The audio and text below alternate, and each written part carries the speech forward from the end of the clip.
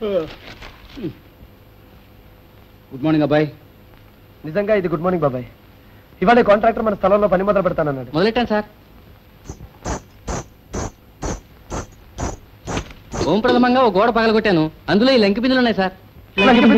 ఇవి మీకు ఇచ్చేద్దామని వచ్చాను. ఎప్పుడు తీస్తే మనసుకు దుర్బుద్ధి పుడుతుందని ఇలాగే తెచ్చేసాను సార్.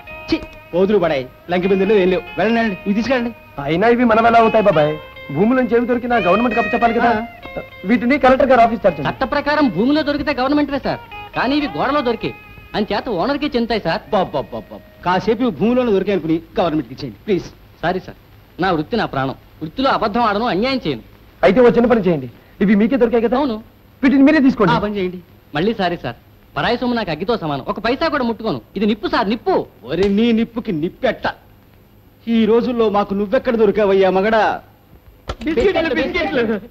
ఇంకుదామనే గర్భాతపు రాస్కెల్స్. ఇవి గ్లూకోజ్ బిస్కెట్స్ కావు, గోల్డ్ బిస్కెట్స్ సార్. నా లెక్క ప్రకారం ఇవి కనీసం 20 లక్షల రూపాయలు ఖరీదు చేస్తాయి. 20 లక్షలే?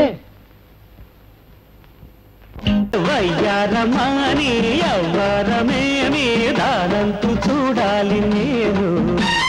వయ్యారమాని ఎవ్వరమేమి దానంతు చూడాలి నేను. అందని అందము పొందని అనుభవం చీరల బయట సిగ్గుల బయట చిలిపిగా లాగేసి